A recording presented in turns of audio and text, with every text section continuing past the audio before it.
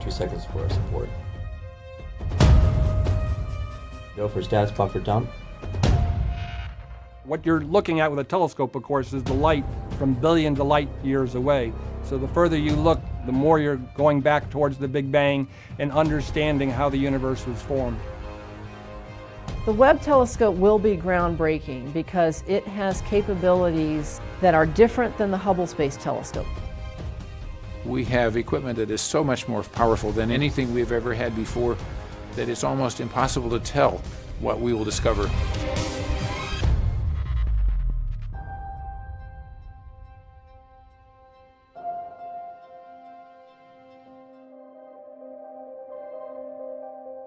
Hubble's accomplishments include something called the deep fields, looking out into space and collecting light, sometimes for many days.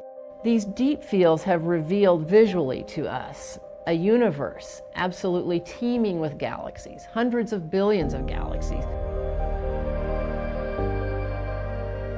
One of the neat things about the ultra deep field, and one of the things that made it so unique was how long it took us to take that image. There's an exposure time that's expressed, I think it's 11.2 days. There's a very, very long exposure time. But probably what's more important is how many orbits it took us to do that. 400 orbits of Hubble data to take that image. You only get 15 orbits a day. To take 400 orbits and say, we're going to observe this one spot in the sky for 400 orbits. And the really unique thing about that was they picked a spot where there wasn't anything. They looked and they said, there's absolutely nothing here. And they said, you want to spend 400 Hubble orbits looking at nothing? And they said, yes, because we want to see what it can see. And I think the results from the science, I mean, it was amazing. What they saw was spectacular.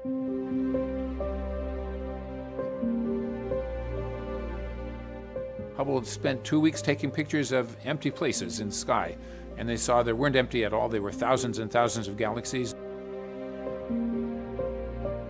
We were amazed how many galaxies we've found, and we continue to go back to that portion of the sky to increase that visibility. The Hubble Space Telescope is an outstanding time machine. It's incredibly important for our studies with the Hubble Space Telescope to realize that when we're looking at a galaxy, we're seeing it as it was millions of years ago, sometimes billions of years ago. It's taken that long for the light to get to us. What you're looking at with a telescope, of course, is the light from billions of light years away. So the further you look, the more you're going back towards the Big Bang and understanding how the universe was formed. What Hubble has revealed is that the universe has in fact changed over these billions of years of time.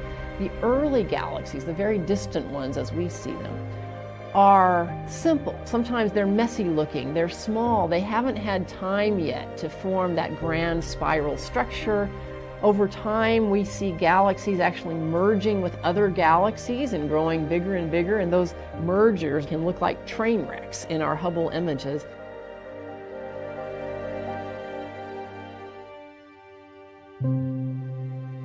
These very, very deep exposures that Hubble has been able to take, we have seen right to the edge of the universe, 13.5 billion years. When Hubble was first designed and envisioned, it was never thought it could actually see that far out. But because of the advances in the instruments that we've been able to put up on the telescope, and also the cleverness of the scientists, they've come up with very interesting observing scenarios, doing these really deep exposures where we just sit there for orbit after orbit after orbit, gathering the photons. We've been able to push Hubble out very, very far. As Hubble looks out into these fields of galaxies, we sometimes see clusters of galaxies. These are galaxies that are held nearby each other by their mutual gravity. These clusters are massive conglomerations. There's so much mass that they have an actual observable impact on space-time itself. Einstein predicted that mass distorts space, but we didn't realize we could actually see the effects of that. But with Hubble, we have been able to see distortions in space around clusters of galaxies. The way we see that is when light from a background galaxy travels through that cluster of galaxies or around it due to this gravitational lensing effect.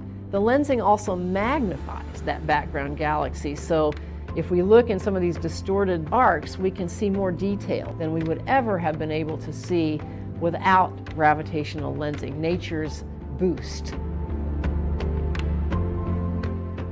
There are observations where we're explicitly looking for the lensing, and they're getting science out of that just otherwise would just not be doable. Hubble has really taken that to a next level. It's doing large amounts of astrophysics that it's just never been able to do before.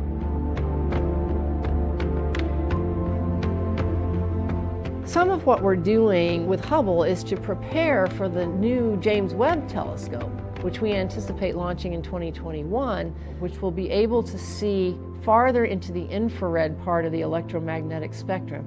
That enables us to see some galaxies that are difficult for Hubble to see because they're so far away that their light is traveling through us through expanding space and gets stretched out into redder wavelengths, often far into the infrared part of the spectrum, even sometimes beyond what Hubble is able to detect well. The Webb telescope will give us more information about some of those very distant galaxies. The James Webb Space Telescope is the follow-on telescope after the Great Hubble Telescope. It extends the discoveries of Hubble into the infrared spectrum region. We think that the first objects that grew out of the Big Bang material probably happened in about 100 million years after the start. And we think the Webb telescope can pick them up. They're rare, they're hard to find, but they should be there. The farthest we've been able to see with the Hubble telescope goes back about 800 million years after the expansion began. So we think we get much closer to the first objects with the Webb telescope. Hubble gives information that the Webb telescope cannot give about visible and ultraviolet emission from things in the universe. And when we have all that information coming in at the same time, it's like a banquet of scientific return. Now when we get the complete picture of every wavelength you can possibly see from ultraviolet to infrared, we hope to have the story of the growth of the first galaxies from the primordial material. So that will be a huge accomplishment that depends on both pieces of equipment, the Hubble telescope and the James Webb telescope working together. So astronomers are very excited about this probability that we'll have both the Hubble Space Telescope and the Webb telescope operating at the same time for quite a few years. That will give us an abundance of new understanding about the universe. And already right now with Hubble, we're doing preparatory observations for the Webb telescope. We're using Hubble to do things, for example, like surveying distant galaxies to find out which ones would be prime targets for the Webb telescope. In fact, scientists around the world are proposing observations with Hubble right now specifically to help us learn information that will be useful for making the best use of the Webb telescope as soon as it's launched and gets going in its science observations.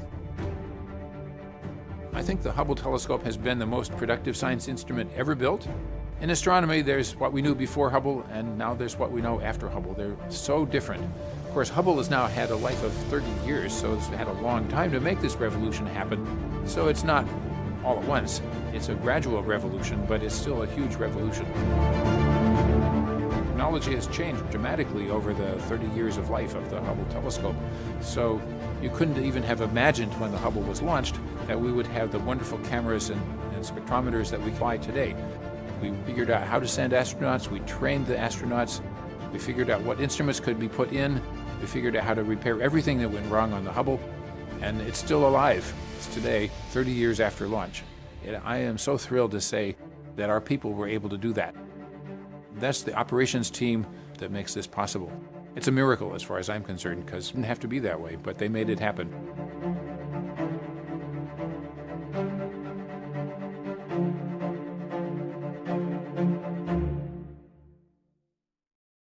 Core.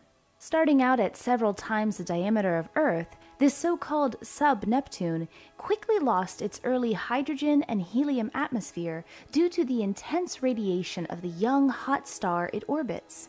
Then, the planet was stripped down to a bare core about the size of Earth. And that's when things got interesting. To the surprise of astronomers, Hubble observed an atmosphere which, according to their theory, is a secondary atmosphere that is present now. Based on a combination of direct observational evidence and inference through computer modeling, the team reports that the atmosphere consists of molecular hydrogen, hydrogen cyanide, and methane, and also contains an aerosol haze. Scientists think hydrogen from the original atmosphere was absorbed into the planet's molten magma mantle, then slowly released through volcanic processes to form a new atmosphere. Though this hydrogen continues to escape into space, the secondary atmosphere is replenished by volcanic gases that seep through cracks in the planet's thin crust. Scientists are wondering how many other planets might have started out as gas giants but became smaller and rocky after their early atmospheres evaporated away. Astronomers hope to use the upcoming James Webb Space Telescope's infrared vision to detect hot areas of volcanic activity on the planet.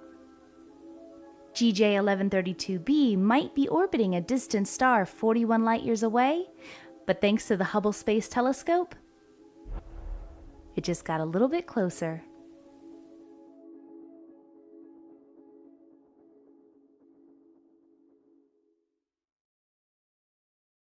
Have scientists found our first exomoon?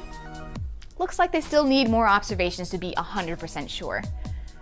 The moons in our solar system are very diverse, some with liquid water, some that are potentially habitable, so being able to observe moons in different solar systems would give us a whole new treasure trove of interesting worlds to study.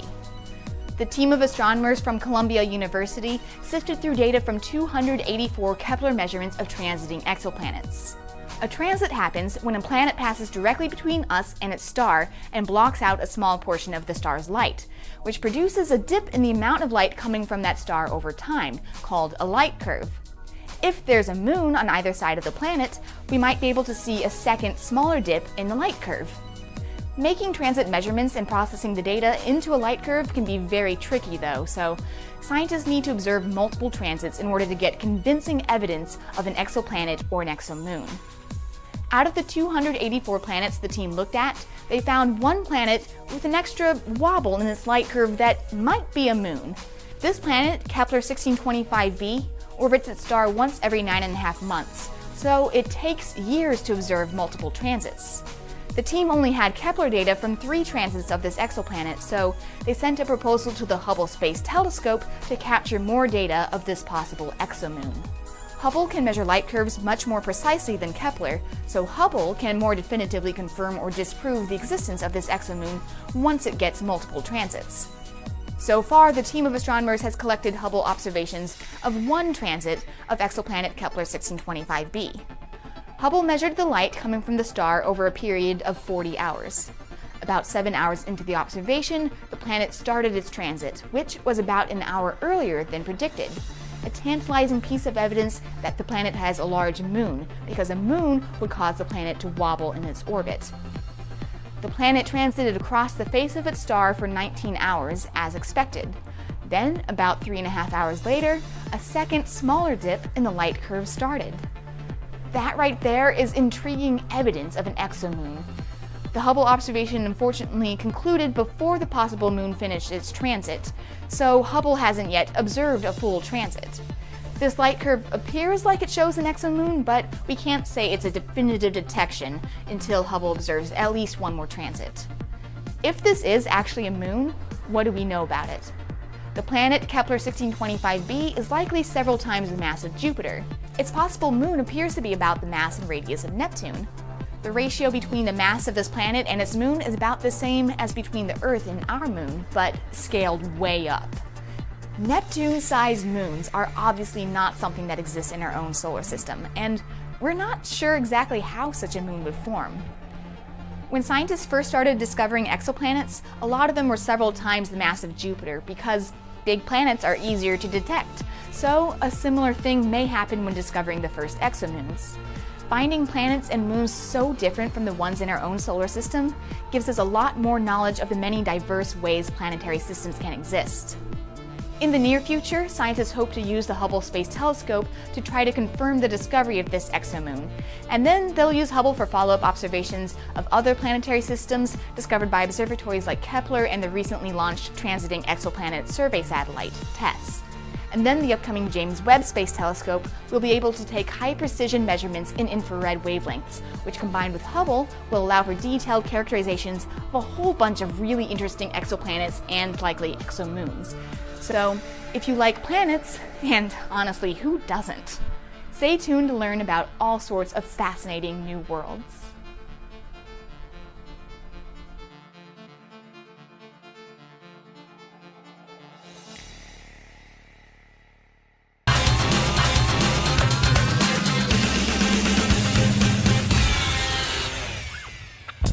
The Hubble telescope is composed of several different instruments, and outside of those is something called the primary mirror, where all the light bounces off of and goes into the instruments.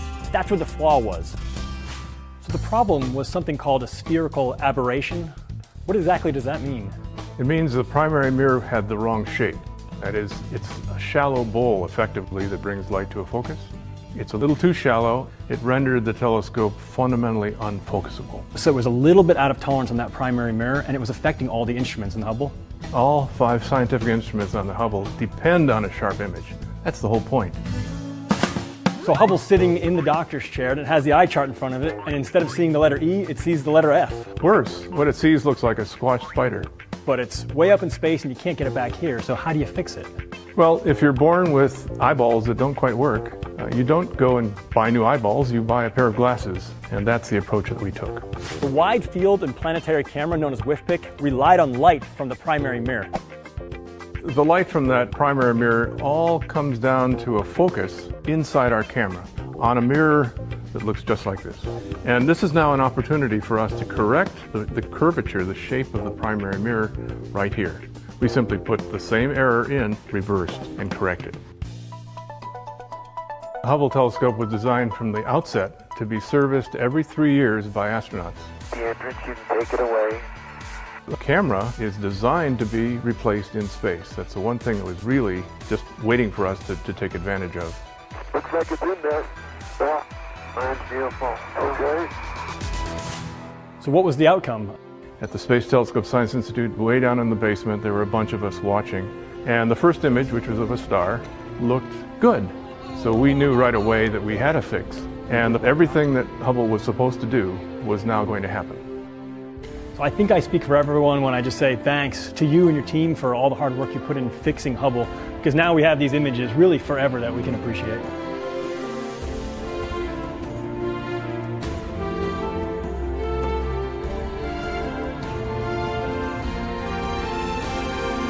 WIFPIC 2 went on to become the workhorse for the Hubble telescope, and it lasted for more than 15 years.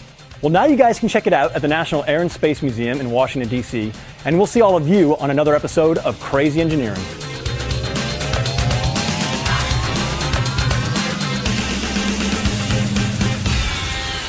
Our understanding of our universe It's just the breadth of the scientific discoveries it's been able to make. Everything from the age of the universe, proving the existence of black holes, to discovering brand new things, like the universe is accelerating due to mysterious dark energy. Hubble has consistently taken us to places we've never been, visually, of course, and empowered us to answer questions that in a previous generation of telescopes we couldn't even pose. So I think what excites me is that it shows us the wonder of the universe, places we can't get to right now. From comets and asteroids to some of the most distant galaxies yet discovered. Hubble continues to revolutionize astronomy in our solar system and beyond. Hubble has changed the way we view our universe and ourselves.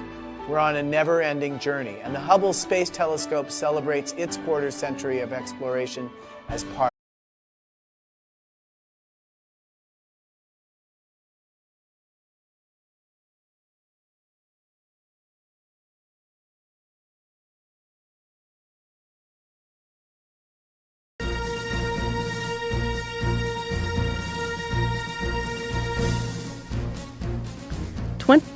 20 years after launching on a space shuttle and opening its instruments to the farthest reaches of space, NASA's Hubble Space Telescope has become synonymous with exploration, discovery, and even a bit of luck. One of the things that Hubble has done is it really taught us something about our place in the universe and our role within it. We want to know, how did the universe start? How did our galaxy start? How did the Earth start? How did life on Earth start? And we also want to know, how will all of these things end?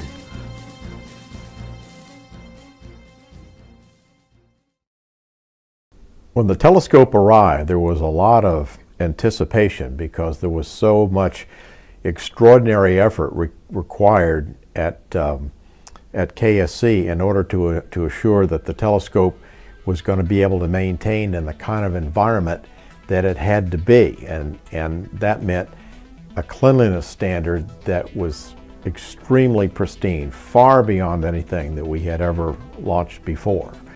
With years of design and construction behind it, the Hubble was sealed inside Discovery for liftoff. The Hubble Space Telescope flew into the national consciousness on April 24, 1990, inside the payload bay of Space Shuttle Discovery.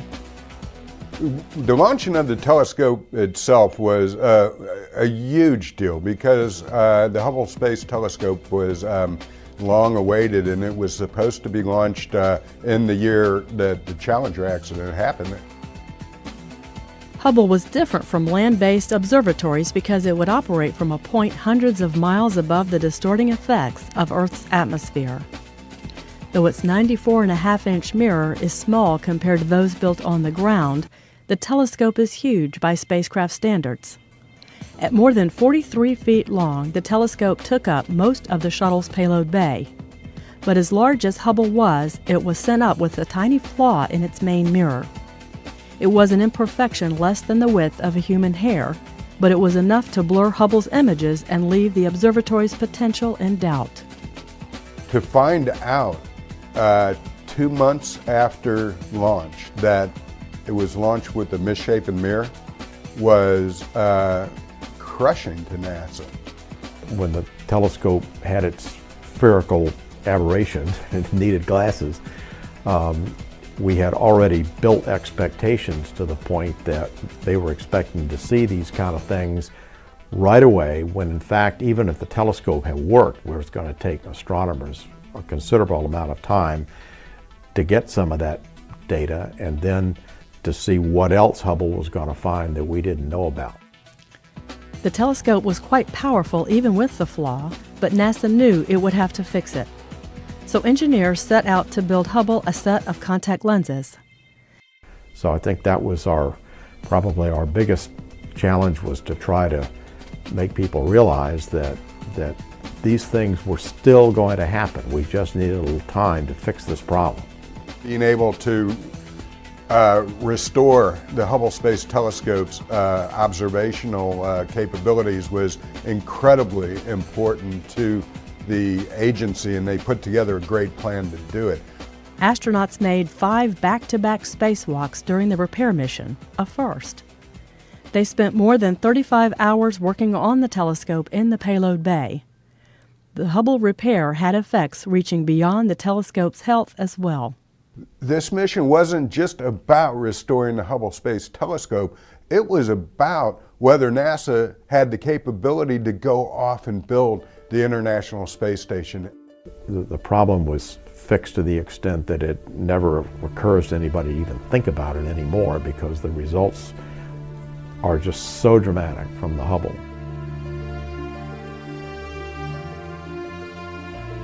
The first images from the telescope proved the servicing achieved its goal. The Space Telescope was free to look into the farthest distances ever seen, nearly as far back as the beginning of the universe. Astronauts made 4 more servicing flights to the Hubble Space Telescope to upgrade its instruments and replace critical components. We did it in a way that we knew it was the last time we were ever going to visit the telescope, and we had to do everything to it that we wanted to do if we wanted it to last a lot longer. So that made it more complex.